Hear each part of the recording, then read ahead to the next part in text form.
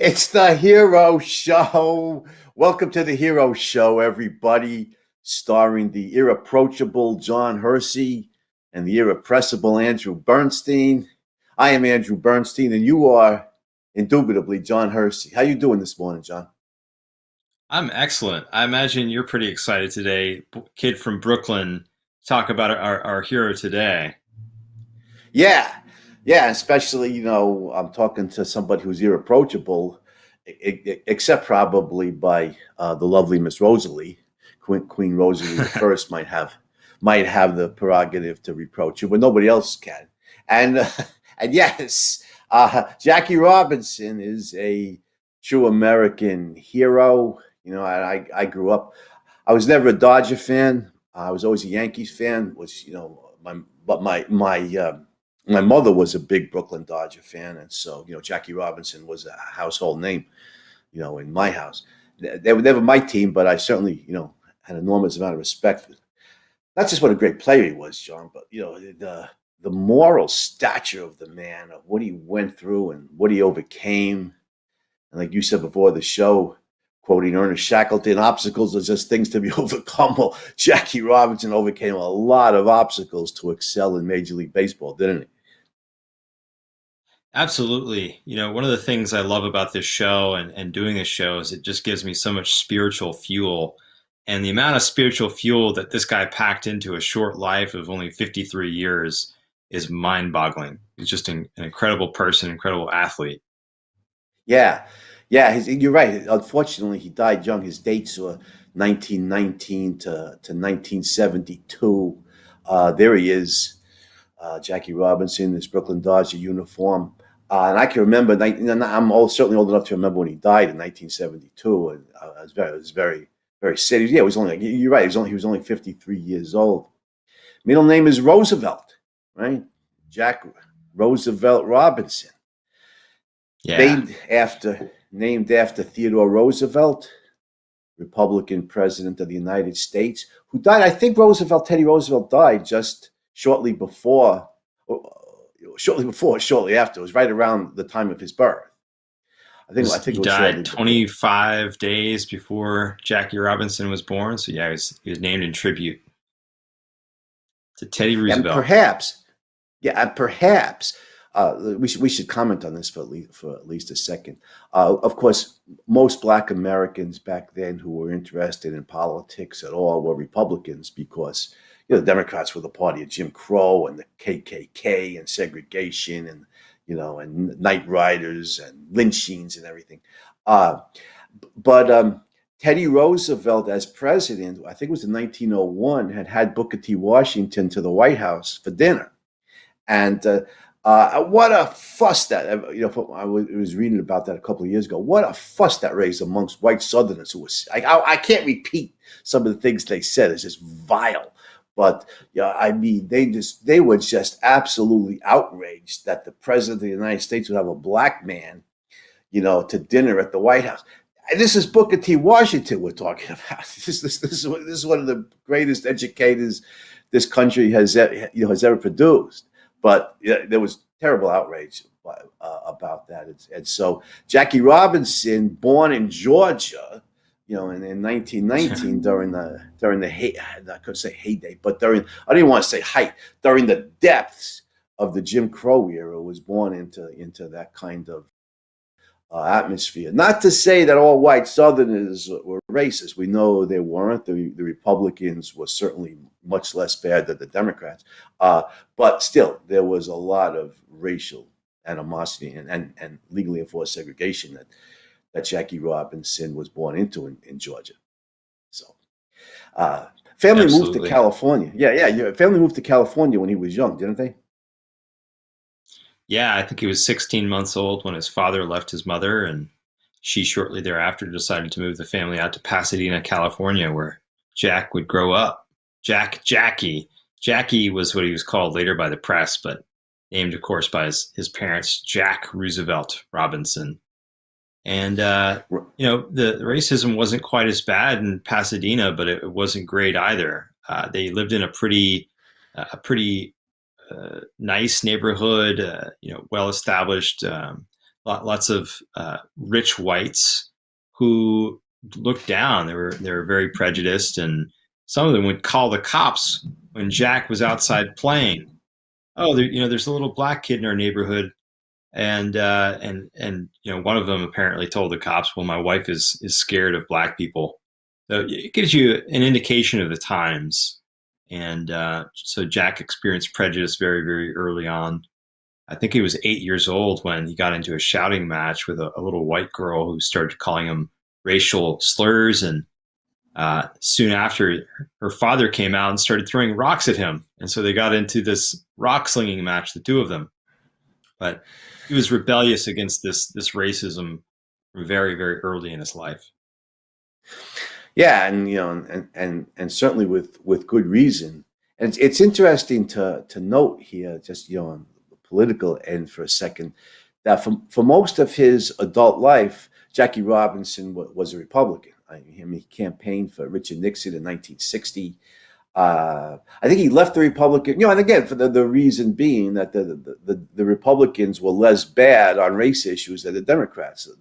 The Southern Democrats, the Dixiecrats, were overt segregationists and very often in cahoots with the Ku Klux Klan, whereas the Northern Democrats often had to go along with that. That's why, by the way, John Kennedy, who was running for the presidency in 1960 as a Democrat, had a very poor record on civil rights.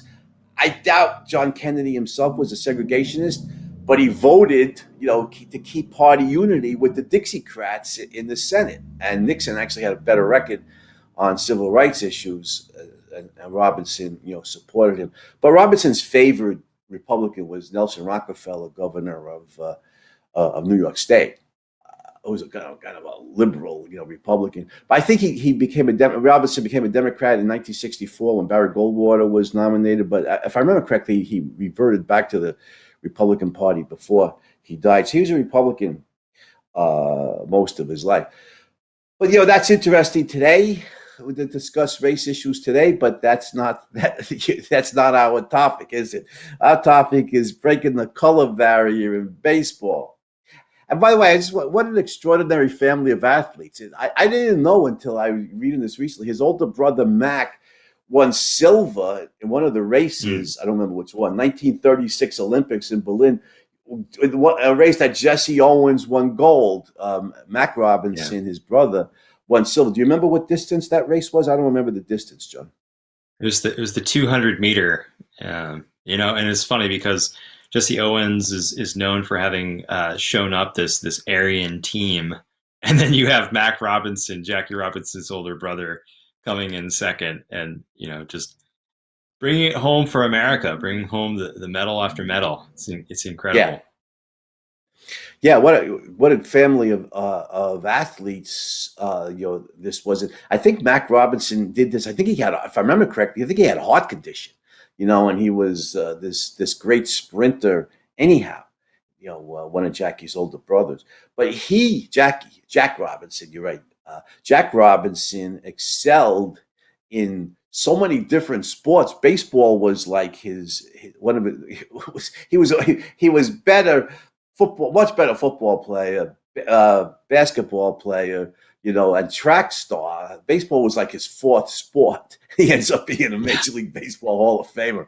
You can't make this stuff up, But at Muir High School in California, he lettered in all four of those sports. I think he played tennis also, and then he went on to UCLA. But just in high school, he was a superstar athlete, a great football player. He broke some of. He actually broke some of Mac's records, his high school records for the long jump.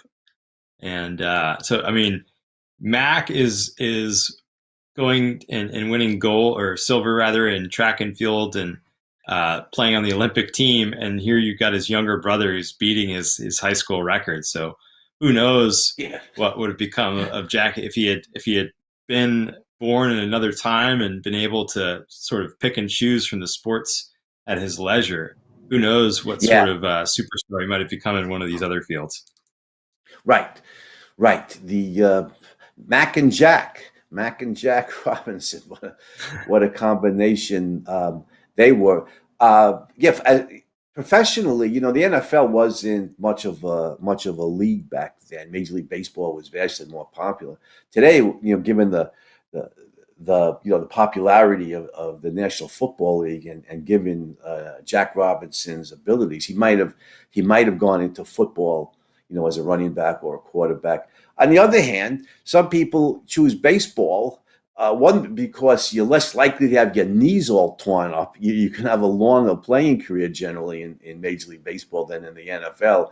And two, salaries. The salaries in the NFL are high, but Major League Baseball, are higher. But anyhow, he was an extraordinary athlete. And you're right. If he was alive today, a young man today, given the different sports leagues in the United States, and they're all integrated, yeah, he would have had his pick of that. I don't know, John. You're a young guy. Do you remember Bo Jackson? Oh, so vaguely. I think he was sort of off of the scene by the time I started watching football. Yeah, or baseball. Uh, Bo Jackson in the 1980s was that kind of an incredible athlete. Heisman Trophy winner, I think, at Auburn. Again, is the South. That's Alabama, right? I think Bo Jackson went to Auburn. Played Major League Baseball with the Kansas City Royals. They still talk about a home run he hit in the All Star game. And they say it's still in the air. Bo Jackson hit the ball.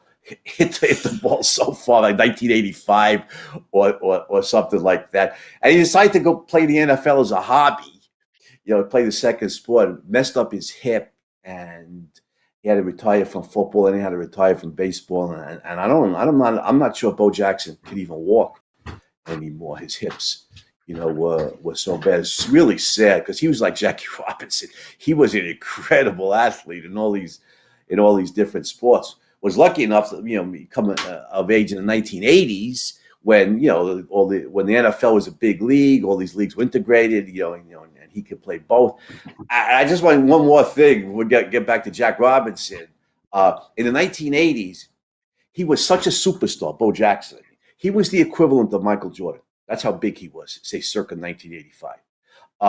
And they did the Bo Nose ads. I can't even remember what it was for. I don't even remember what they were selling. But he was a pitch man. It might have been Nike, because Michael Jordan was a pitch man, of course, for Nike, and it might have been Nike. But Bo knows, all these different sports, and they got these superstars. Bo knows basketball, and who do they have? It Larry Bird. Bo knows, hockey. That Wayne Gretzky. They have all these tremendous athletes, and so he came along at the right time, and he did well, and he made a lot of money. It's really sad. His body just broke down, and it truncated his career in any sport. But that was really sad for Bo Jackson. But that wasn't Jack Robinson's problem, was it? Well, not at first, at least. He did have some issues with his ankles that, at various points in his life, interrupted some of his plans, and might have cut his baseball career a little short. But he certainly had a long and successful baseball career. Well, he didn't. But He wasn't allowed into Major League Baseball till he was age 28.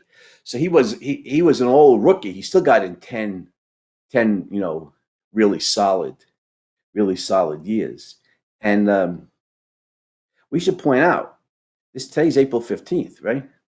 This is the 74th anniversary. It was on April 15th, 1947. He played his first Major League game for the Dodgers. absolutely, Ebbets Field broke the color barrier. Brooklyn. Here we are today, all sorts of black players in all sorts of sports. But Jackie Robinson, he led the way. Yeah. Yeah, he sure did. And what abuse that poor guy took. I shouldn't call him poor guy. He's a hero. Heroes aren't poor guys. What abuse that giant took from these ignorant racists. I mean, it's just, and on his own team. The guys on his own team. But before we get to the major leagues, we should talk about 1946.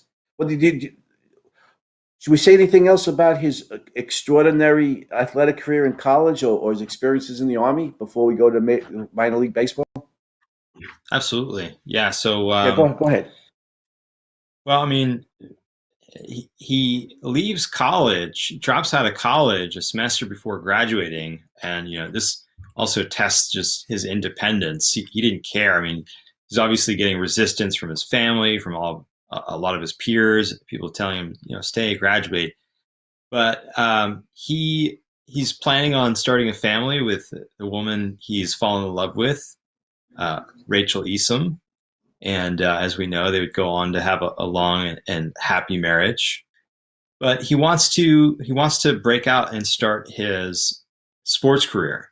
And so he joins the Honolulu Bears in Hawaii, and plays there for a while, does some construction work. December 5th, 1941, he gets on the SS Lurmine, I think it was. He gets on a ship to come back home. And 2 days later, just not far from where he was playing and working, Pearl Harbor, of course, bombed December 7th, 1941. And he knew that it wouldn't be long before he was drafted, and that happened the following year, April 1942. He was drafted into the U.S. Army, went to Kansas City. He was eligible for officers training school.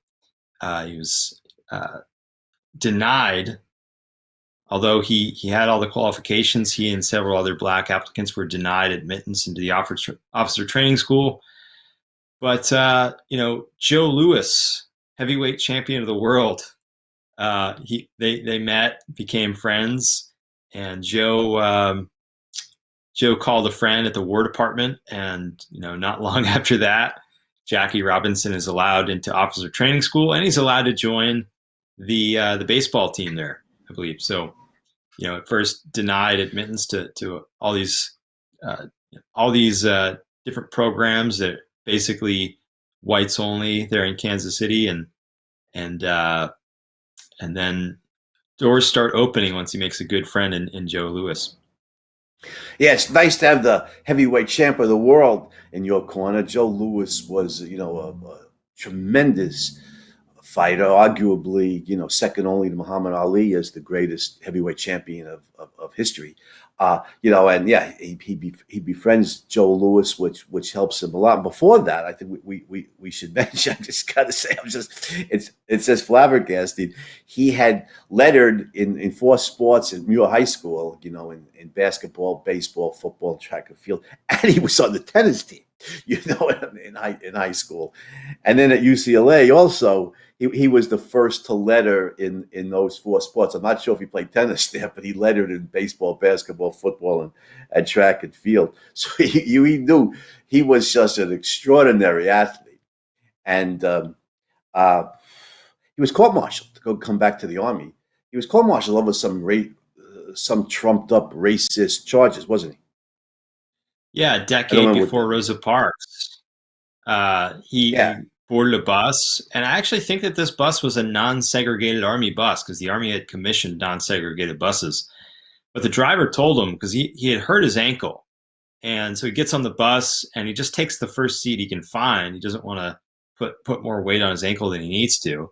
So he gets on the bus and he takes his seat, and the bus driver says, "No, you can't sit there." He tells him to go to the back of the bus, and he refuses. The bus driver backs down, but then he calls the military police. The military police start questioning him. He ends up being court-martialed, like you said, and absolutely just trumped up charges. He's eventually all they've got to charge him with is insubordination. He defends himself, and it turns out that they have no grounds even for that trumped up charge of insubordination, and so. This is his opportunity to get it on the stand, and he actually, early opportunity for him to bring light to race issues in the Army, and he does that, and he's acquitted, fully exonerated, and allowed to go back to his duties. Of course, he doesn't spend long in the Army after that. While he was waiting for his trial, this and that, he was supposed to leave with the 761st division, I guess. Forget what the military term for it was, but they end up going and they're sent into battle without him, and so he actually never sees combat in World War II. He's fortunate in that regard because we know World War II was a meat grind, and God knows how many people U.S. military were killed. I don't know the numbers, but it was it was a lot. But yeah, we should point out the U.S. military traditionally. I don't know if it still is, but the U.S. military there was always a lot of Southerners. Yeah, the military tradition, in the South. There's always a lot of Southerners, and there was always a lot of difficulty, for example, for black officers to get promoted because so many of the Southerners were racists. They came out of the Jim Crow South, and those were their prejudicial beliefs. However, I got to point out here, in fairness, like I said, not all white Southerners were racist, even during the depths of the Jim Crow era, and the panel or jury that acquitted Jackie Robinson on all charges were all white men, presumably a number of Southerners there. So they were at least, whatever prejudices they may or may not have held, they were at least objective enough to recognize this was an innocent man. They acquitted him. Definitely worth pointing out. Yeah, there's some justice, some justice there.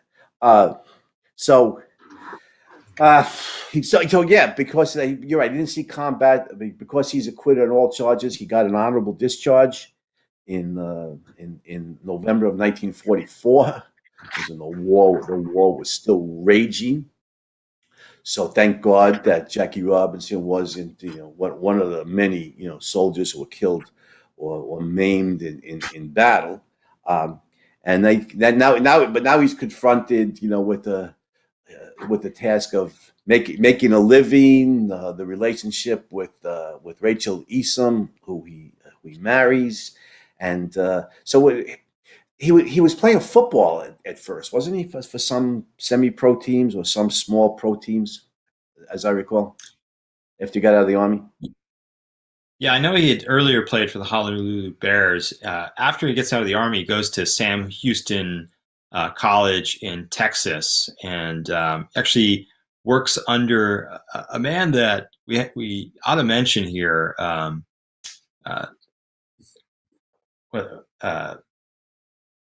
Reverend. You recall the Reverend that helps him early on? Yeah, I know Carl who you're talking Downs. about. Yeah, that's right. Carl He's the one Downs. who Carl Downs, right? That's right. That's the name. He's the one who marries Jack Robinson and Rachel Easom. Right? He performed the services. Yeah, so Carl Downs is working at Sam Houston College in Texas and invites Jackie to come along and oversee the sports programs there. And he does, and not too many people signing up for the teams. He actually subs himself in some of their exhibition games. He's playing with people much, much younger, of course. But not long after this, he meets a guy who used to play for the Montreal Monarchs. It's a farm team for the Brooklyn Dodgers. And he says, you ought to go try out. And he does. And, for a time he's playing in the Negro Leagues, but then he goes and plays for this farm team, Brooklyn Dodgers farm team in Montreal. Well, hold on a second. I'm getting confused here. The Kansas City Monarchs were a team in the Negro Leagues. The Montreal Royals, I think, were the name of the Brooklyn Montreal Dodgers Royals. I'm sorry. Yes. Yeah. So I know he played for a while for the Kansas City Monarchs in the old Negro Leagues, but then Branch Rickey gets involved here, and this becomes a powerful story. Branch Rickey wants to break the color barrier in Major League Baseball, doesn't it? Branch Rickey Walter O'Malley was the owner of the Brooklyn Dodgers. Branch Rickey was the general manager or the president. He was, he ran baseball operations for the Brooklyn Dodgers, and he wanted to break the color barrier. And interesting, I remember reading about Branch Rickey, who's a hero here in his own right, but Rickey understood. What Ayn Rand always taught, that the moral is the practical. That the moral in this case, justice, ending this irrational, racist injustice that keeps great black athletes from playing in Major League Baseball, would be in the irrational self-interest of the Brooklyn Dodgers. Because if the other teams resisted, well, they could get the only talent that they could get was from the pool of white players. But the Dodgers could then get talent from the pool of white players and from the pool of black players and give them a competitive advantage. And so the moral is the practical, and he was right. The Dodgers went on to dominate the National League for 10 years after. I forget how many National League pennants they won, but it was many. And they had a lot of great white players like Duke Snider and Gil Hodges, Hall of Famers, and great black players like Jackie Robinson and Roy Campanella, and also Hall of Famers, and they went on to dominate the National League. So I think it's kudos to Branch Rickey for standing up for justice here, for recognizing that doing the right thing was in his rational self-interest, and providing a perfect example of Ayn Rand's principle that the moral is the practice. We should say something about Branch Rickey. Was he from the South? I forget. Was Branch Rickey a Southerner? I forget where he was from.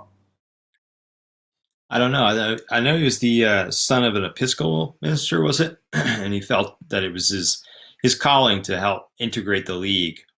And he looked for a while. He looked for the right person to do this. He knew it was not going to be easy, and whoever it was had to be tough as nails. And he started interviewing people. He interviewed many of Jackie Robinson's relatives and friends, and he learned about Robinson's past and about his sort of run-ins and rebelliousness. But he was interested in him. He saw definite potential there. He interviewed him, and he said, I need somebody who's not going to react when inevitably lots of racists are going to pick on you, and they're going to do everything in their power to provoke you. And so Jackie says, so you want somebody who's not going to respond to these racists, who's too weak to respond to them. And he said, I want somebody who's strong enough not to respond to them. Right. And you can see Branch Rickey's reasoning here. This is a public relations battle. And the American people, there's a lot of them that are prejudiced. They grew up with these ignorant prejudices, and they accepted them. But there's also a lot of people who are still decent human beings. And when they see the abuse that you take for doing nothing wrong, for just playing baseball, and you're abused, and you take it and not retaliate, their hearts, you're gonna win their hearts and souls. This kind of chokes me up. You're gonna win their hearts and souls. They're gonna be. It may take a year, it may take 2 years, it may take 3 years, but they're gonna be with you at some point. They're gonna be rooting for you. They're gonna be, go get them, Jackie. They're gonna be behind you. And damn, if Branch Rickey wasn't right, that the American people, there was a lot of the American people who supported Jackie Robinson from the start, against these irrational racist injunctions. But Jackie Robinson became more and more popular as the years went on, as people saw him taking this abuse, not fighting back except on the playing field, fight back by beating these guys. And he became widely admired by many. Now, obviously Black Americans are a hero, but a lot of white Americans really got behind him. The way he stood up to the injustice here, the way he took the abuse, didn't beat up anybody, but fought back on the field, as a player, and win the game and beat these guys. So Branch Rickey was proven right in a number of ways. Yeah, he said they're going to taunt you, and they're going to do everything in their power to make you fight. And if they succeed, they're going to bring about a race riot, and they're going to prove that having a black man in baseball doesn't work. And so Jackie Robinson, he wasn't really well known for his patience and for really holding down his fury. Many, many times in his life when he did fight back, but he decided to take a page from Reverend Downs. Reverend Downs had taught him that sometimes you have to be uncomfortable in the short term to triumph in the long term. And so he decided to fight racism by peaceful means, and he prevailed. I mean, he went up against absolutely terrible taunts and almost constantly. Yeah, from opposing players, from fans, screaming at him. And the worst of all is some of these racist managers had their pitches throw at him, hit him, drill him. Anybody who's ever played baseball knows they call they call it a hard ball for a reason. That ball is hard. And when you got some big league pitcher throwing 90 or 95 miles an hour at you and it hits you, it hurts. Especially if you hit him in the head, where you can kill somebody. And that's what some of these guys did. And Jackie Robinson, it's like there's this terrible abuse, and he overcame it. And Branch Rickey spoke to Wendell Smith, who we should mention, who was a writer for a black weekly, the Pittsburgh Courier, who recommended Robinson. College man, obviously very intelligent, vastly more intelligent than the rednecks who hated him. Very well spoken, and a guy who, he has been outspoken against racism, and been in some disputes and stuff, but he had the potential. Wendell Smith thought he had the potential to do what Branch Rickey, needed him to do.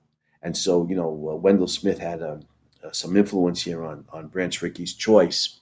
But there was so much talent in the Negro League. Satchel Paige and Josh Gibson and Cool Papa Bell and some of these guys. They used to say, I love the legends. I think Cool Papa Bell was a center fielder and was just lightning fast. They said Cool Papa Bell was so fast in the hotel room, he'd turn off the light switch and be in bed before the light faded from the room. These legends.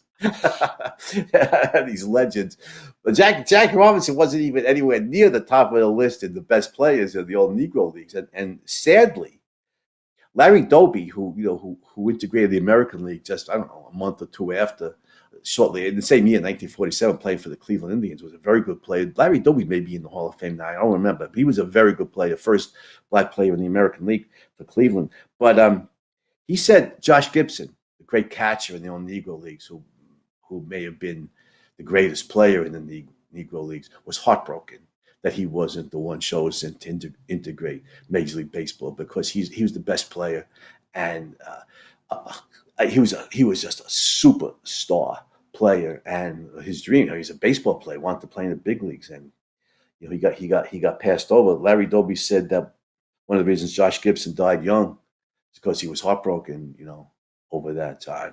It's sad, but you understand, Branch Rickey had other considerations besides talent and quality as a baseball player that he had to be concerned with. And Jack Robinson was, I think, very clearly the right choice. Yeah, Rickey knew he was going to be a great player, and he was perfect for the role. So opening day, Robinson plays second base against the Jersey City Giants, and he hits his first home run, his second time at bat. He scores 4 runs, and he's just thrilling the crowds by stealing base after base.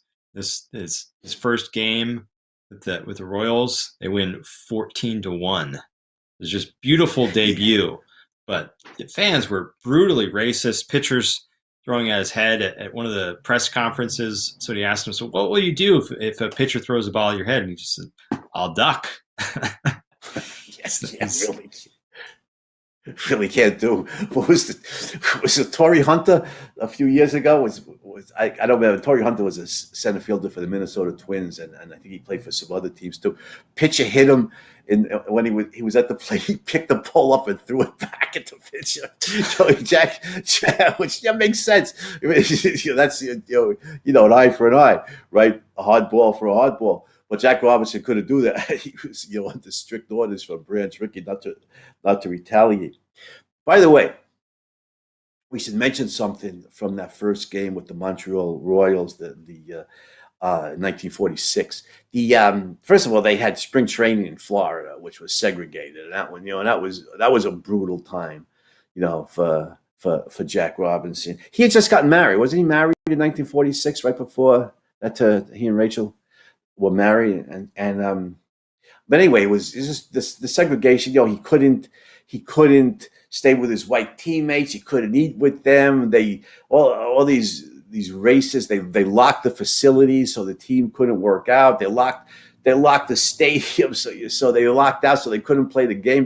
They want to have a black guy, playing professional baseball for the minor league Montreal Royals. So that first game that you're talking about, he made it through spring training in segregated Florida, And something happened in that game that really touched him. Because when he hit that home run, you talk about, he's rounding the bases, and his own teammates hadn't accepted him yet, and he's wondering, will my own teammates even shake my hand? It's a tradition. You always shake the guy's hand. I mean, your teammates shake your hand when you hit a home run. And a guy named George Schuber, the nickname Shotgun, George, as Jack Robinson touched the plate, reached out his hand, and shook his hand, and that relieved him. That kind of broke the ice, for him and a number of other teammates. And I was just reading recently that George Schuber's son. This is obviously years later. I think his name was it Mike Schuber? I can't remember.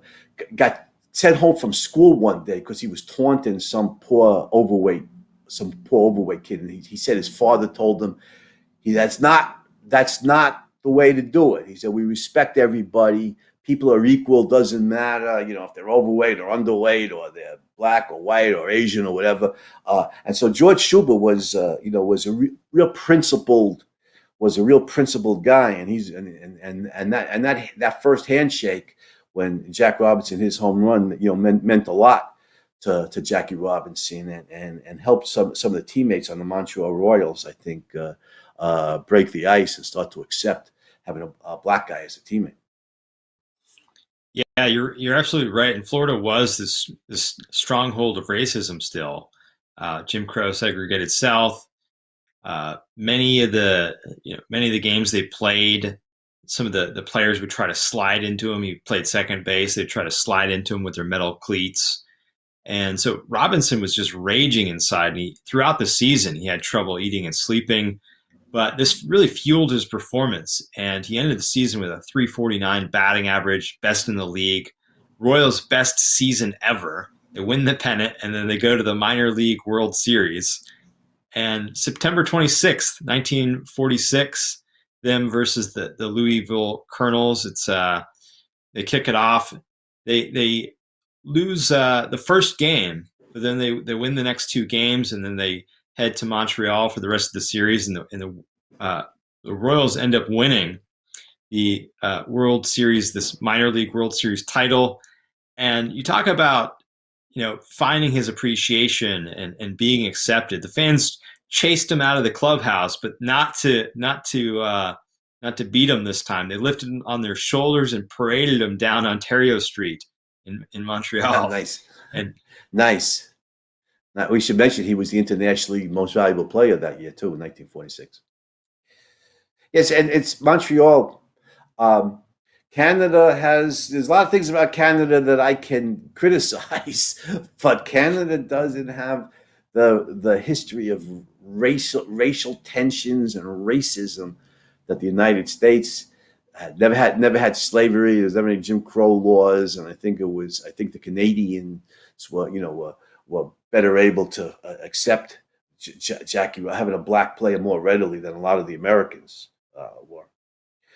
So next year, there's nothing left for him to do in the minor leagues. He's dominant, right? And he is promoted to the parent club, to the big leagues, to the Brooklyn Dodgers. And here we are in New York bleeping City, man.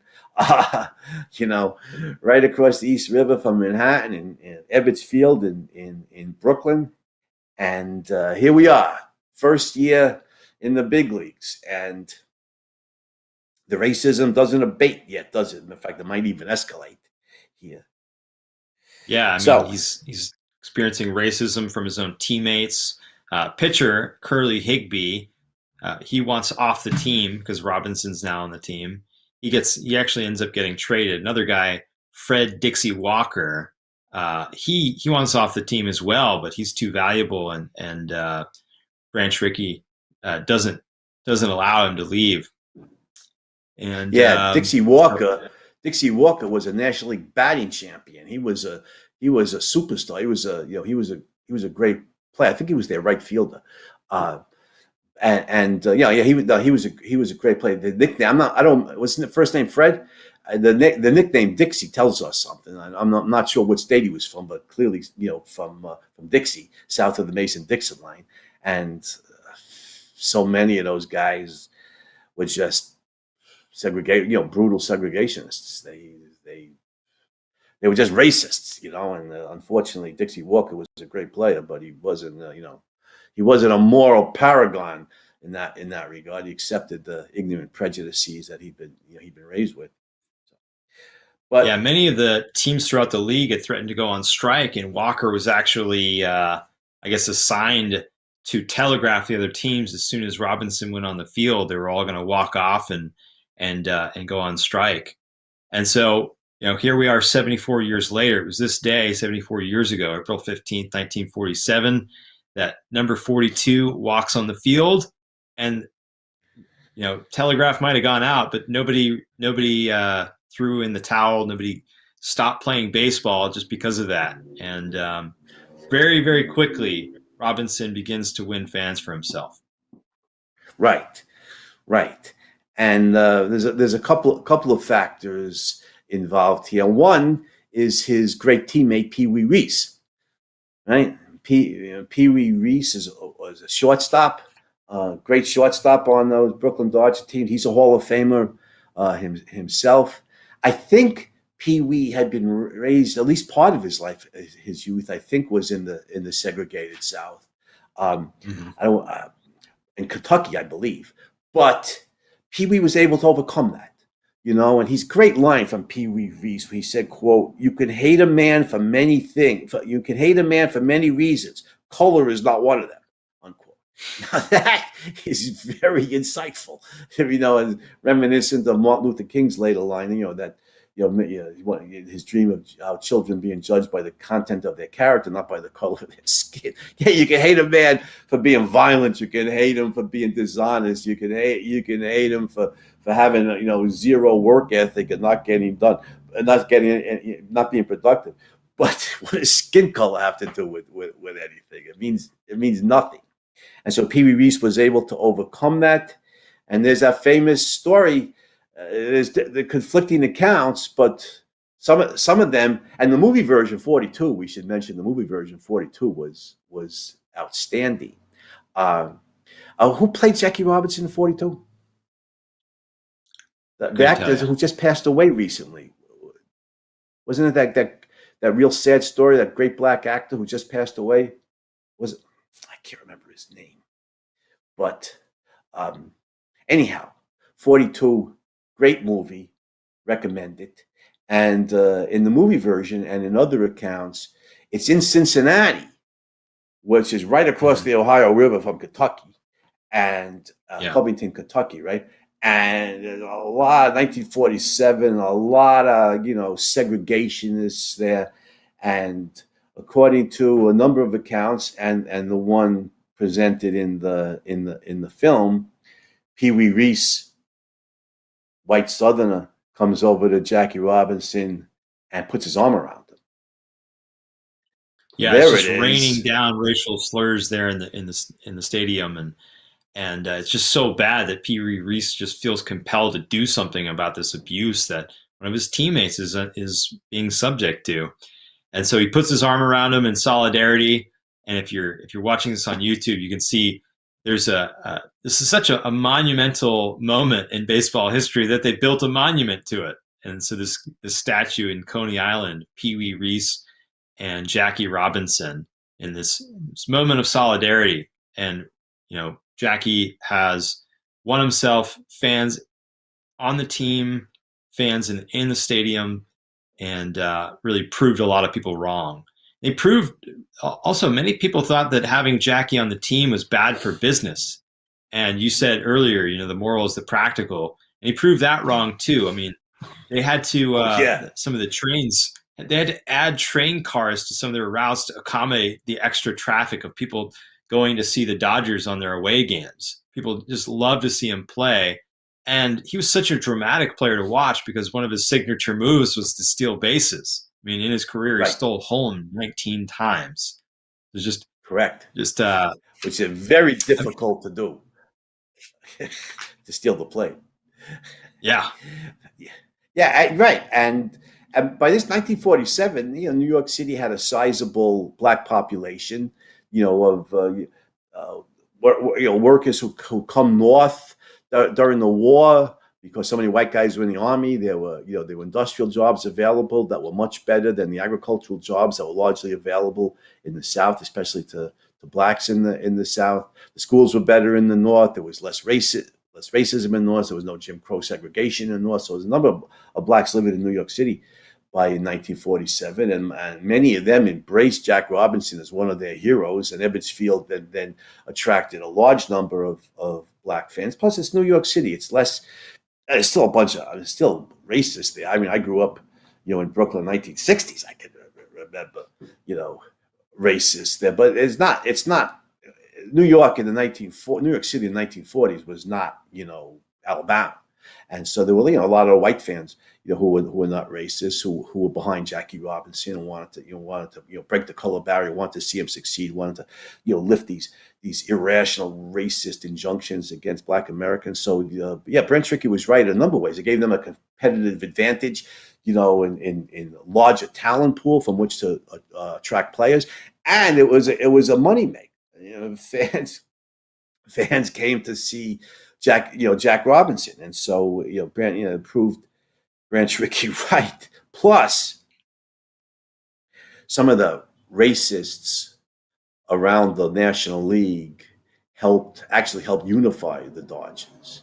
Ben Chapman is a particularly notorious figure here, a real racist. He was the manager of the Philadelphia Phillies, at that time, and he'd scream racial epithets out of the dugout at Robinson, and have his players have his pitches throw at Robinson at his head, and said the abuse that Ben Chapman and other racists around the league and some of the fans. St. Louis was even worse than Philadelphia.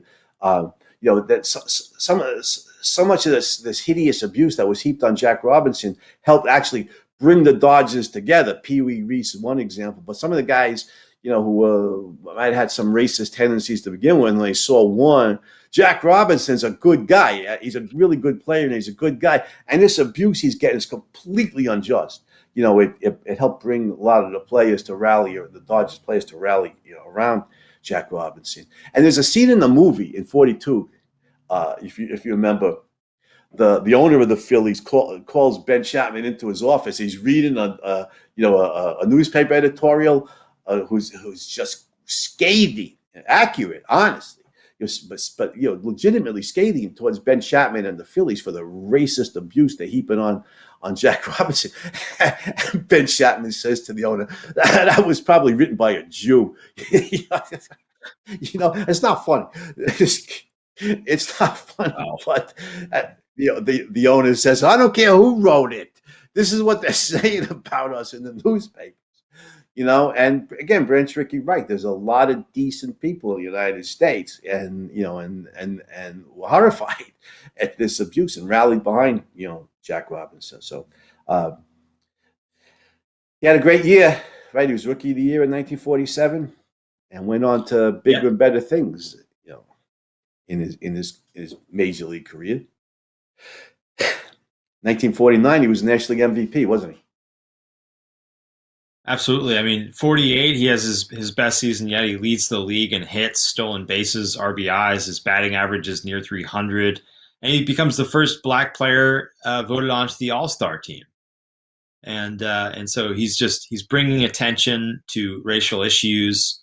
Around this time, actually, Paul Robeson, a black musician, actor, he was in Paris and said, this is now, we're in the 40s, and the tension between the U.S. and Soviet Russia is starting to boil, starting to simmer. And he's there in Paris, and he says that the black Americans would never defend the U.S. if they went to war with the Soviets because of the racial inequities. And Robinson gives this very public speech in which he says that actually he and many other black Americans are patriots, and they absolutely would support their country. And so there's a tiff over this. Some black people thought that he was sort of betraying this other icon, but already Robinson was one of the most famous people in the country. Not black people, but famous people in the country, second only to Bing Crosby. And so he beat out Frank Sinatra and Dwight Eisenhower, and so this is a very Wow. important statement in my book coming from Robinson here. What about Harry Truman, who was president of the United States? Was Jack Robinson more famous than the president? I mean, maybe he was. He He absolutely was. was. Yeah. Now Paul Robeson's is a sad story because he was an enormously talented guy, and an athlete as well as as an actor, and of course, as a Black American, was persecuted, and so I could understand his disillusionment with America, but I believe he joined the Communist Party, didn't he? At some point, I think I know. We know what communism is. It's a totalitarian state. So that's an egregious error. Although I can understand his disillusionment with the United States. But Jack Robinson is absolutely right. I mean, look, Paul Robeson had reason to be disgruntled with the United States, given the terrible mistreatment of blacks, and his enormous talent. Being that he was Paul Robeson being maligned and misused and never and not appreciated. But there were so many Black Americans who wanted to join the U.S. military, and did join the U.S. military and fought, in World War One, fought, bled, died for this country. It's an egregiously mistaken comment on Paul Robeson's part, and Jack Robinson was a U.S. Army vet, so I mean, so he spoke the truth on this issue. Uh, reminds me of 49 another. MVP of the National League. Yeah. Again, leads the league in batting and stolen bases. And then the following year, he stars himself in the Jackie Robinson story. So it just gives you an idea of what kind of celebrity he was. These films being made about him, and he there in the film playing himself. Just incredible success from somebody who hit roadblock after roadblock in life, and just never let it daunt him. Never, like Shackleton, he thought that these obstacles were just things to be overcome. Yes, quite a story arc for the kid who was came out of a family of poor sharecroppers in Cairo, Georgia, originally, to become this superstar athlete, breaks the color barrier, becomes a genuine hero. Like you said, they make a movie. Hollywood makes a movie about him. He stars. He plays himself. In the movie. So he's a giant in numerous regards, and has to be retires after what was his last season? 1957. I think was his Yeah, last but we season. can't leave out that in 55. So how many times did they go up right, against right. the Yankees in the World Series, time and time again? And you must not want to recount this fact, because in 55, of course, Brooklyn Dodgers finally beat the Yankees in the World Series. It's a gigantic crowd, 64,000 people there. They're down in the eighth inning and of the first game. Dodgers are down, and Robinson steals home for the 19th time in his career. And they go on to win it in Game 7.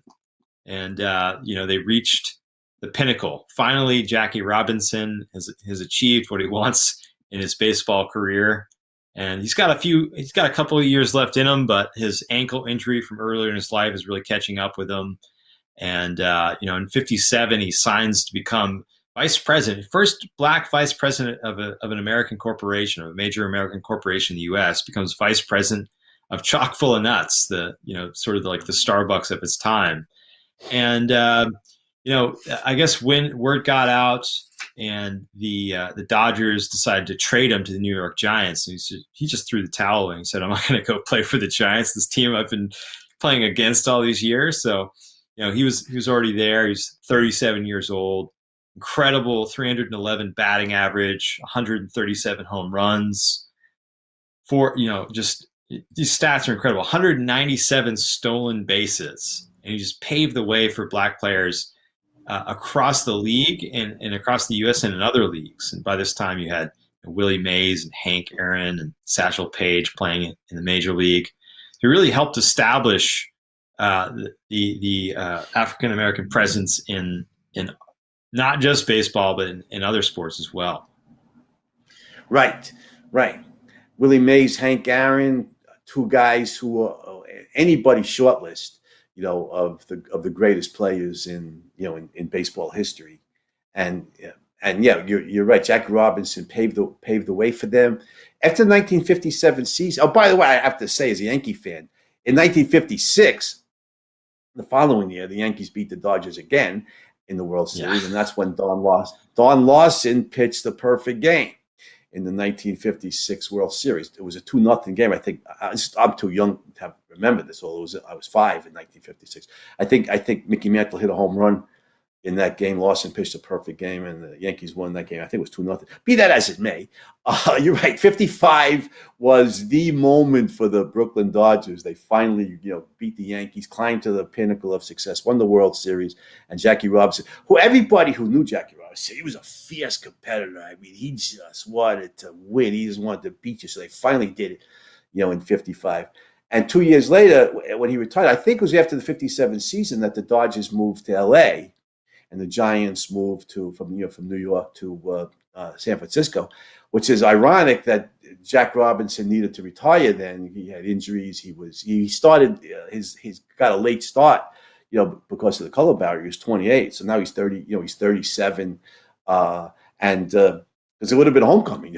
He grew up in the LA area, but it was not to be. But like you said, he already had a tremendous career in Major League Baseball. Now he went on to other great things. Was one of the first, maybe the first black executive of a major American corporation, right? And spokesman for against racism and for the civil rights movement. 1950s. The Jim Crow laws, it's hard to believe, but the Jim Crow laws were still in effect. It was only with the triumph of Martin Luther King, Rosa Parks, Martin Luther King, and the Civil Rights Movement in the 1960s, they started to see the Jim Crow laws, be broken down. I can remember as a kid, I think it was 1965. Remember George Wallace, John? He's an infamous segregationist governor of Alabama. You might remember the lyrics, in Birmingham, they loved the governor, but we all did what we could do. Leonard Skinner's, Sweet Home Alabama. George Wallace was the governor. And I can remember, 1965 is, during the civil rights marches, and Martin Luther King had already won the Nobel Peace Prize back then.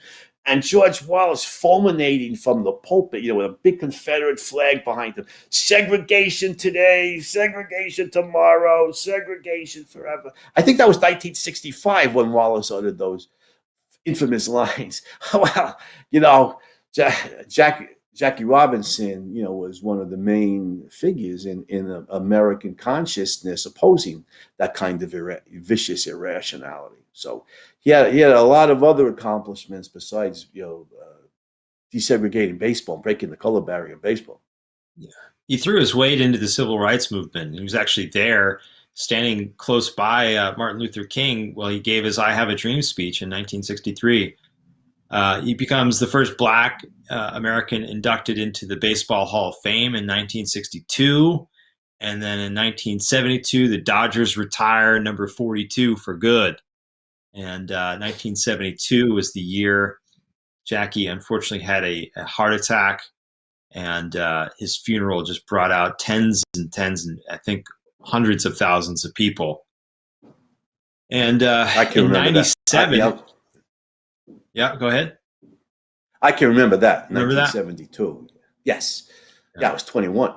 in Were you there? Did you 1972. go? So if I can't have memories, by the time you're 21, there's got to be something wrong, in my head. Yeah, there was a huge outpouring of respect and affection for Jackie Robinson from people, across the country who recognize his great achievements, more than as a baseball player, but as a man, and as a hero, Yeah. And what he had accomplished.